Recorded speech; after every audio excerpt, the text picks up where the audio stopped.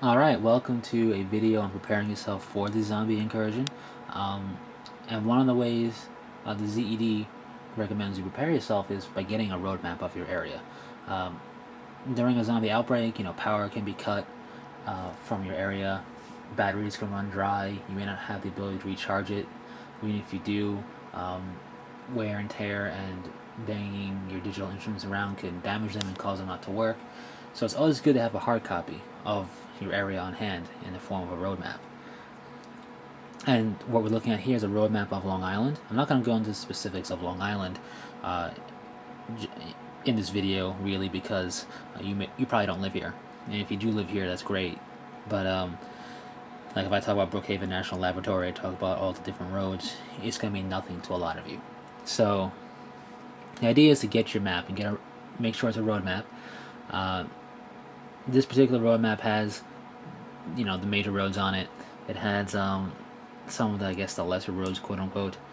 It also has points of interest like airports. I believe it has hospitals on it. This is a newer map, so I don't know everything it has on it just yet. I haven't really looked through it a lot, but it also has the parks and facilities, like state parks and such, marked off on the map as well.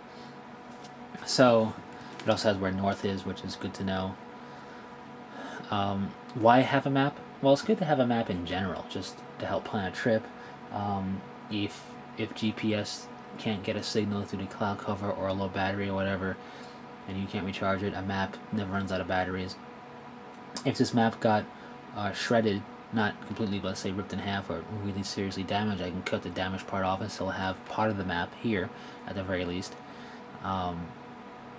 So there are numerous reasons to have a map.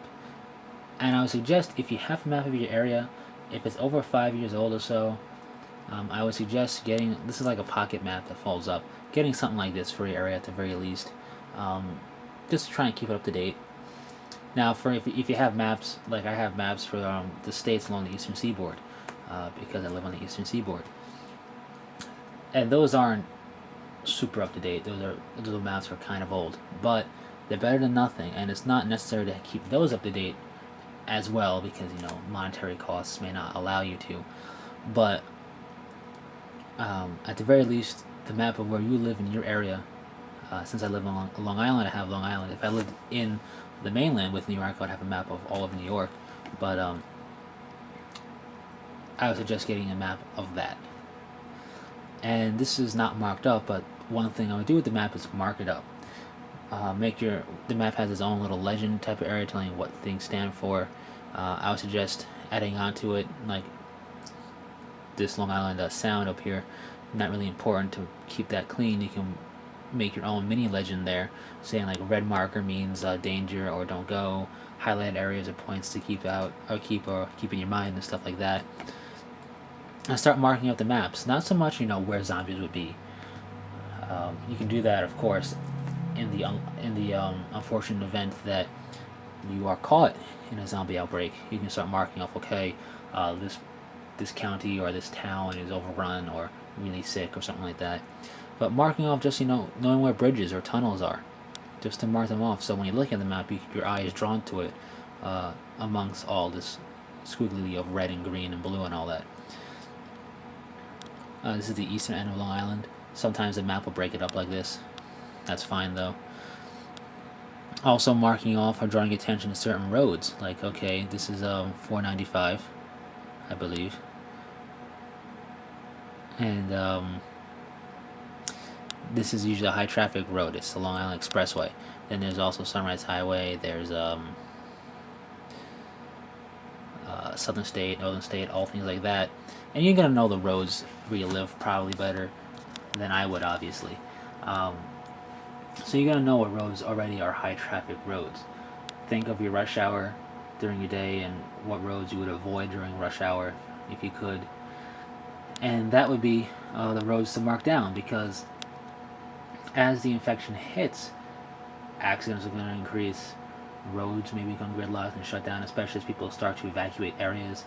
And the last thing you want is to be caught on a road like that or try and get onto a road like that where you can't really move or maneuver. So marking off those things are also good to do. any particular state parks or other points of interest like airports, hospitals if it's marked down, anything else. It's also good to circle particular ones. Like if one's really just a forested area, you can circle it to avoid it. Like, or maybe you want to go to that area for whatever reason. There are two schools of thought with wooded areas. There, you can also mark off a park that maybe you think would be used to like airlift people out of the area by the government or the military or whatever.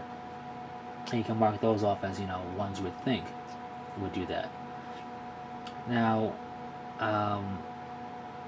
that being said, you're never going to really know what your government's going to do or what your local enforcement agencies are going to do until it actually happens. So don't mark off everything super critically like, okay, this park will be used as an airlift zone, this bridge is going to be barricaded or whatever.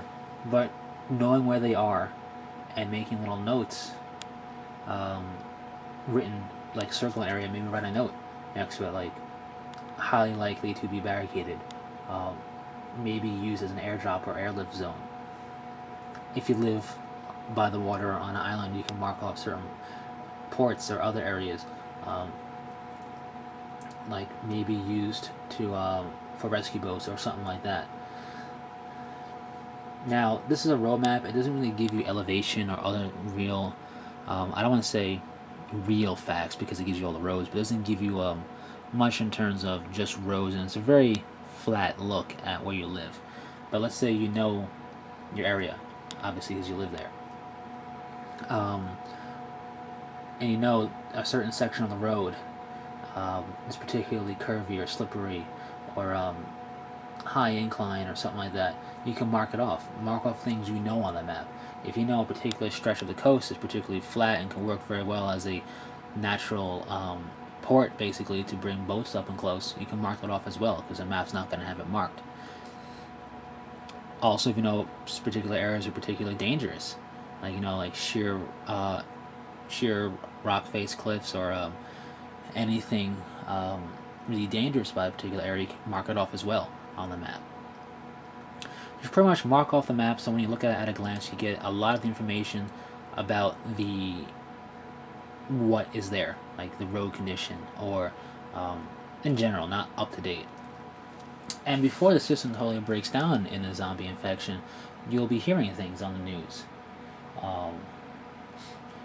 or word of mouth, like, hey, did you hear that so and so bridge, or such and such bridge, I should say, is barricaded by the government, or did you hear, hey, the bridge went down? Just things to keep in mind. Now, especially if you're new to an area, I would highly suggest picking up a map and studying it, because last thing you want is to be new in an area, new in town, and you're new in town and zombie infections. You're pretty much blind in that area now because you don't know it too well. So that's pretty much all to say about maps on a generalistic level. Make sure it's a road map. Make sure you mark off key areas of interest, bridges, tunnels, airports, hospitals, even specific towns you may know of have things of particular interest in them that can help you out. Make notes, like write down little notes to yourself on the map next to things you highlighted. Like if you know a shortcut, make sure you write it in there in case last thing you want is a high stressful situation to make you forget certain particular things. And make sure it's an up-to-date map. And one thing I would also say is have a map, mark it off. I would also suggest having multiple copies of your map. One that you may keep in the house somewhere, one you can keep in your car, and one you may keep with your bag of your survival gear for such an occasion. All would probably and should probably be marked off essentially the same way. That way you don't have to relearn a system. Like if you mark it off with red, green, and yellow ink, don't mark off the second one with blue, purple, and black ink. Like keep it consistent. That way, no matter where you are, you can have it hopefully on hand and pick it up and not have to relearn it. So that's pretty much it on that. And until next time, be safe and take care.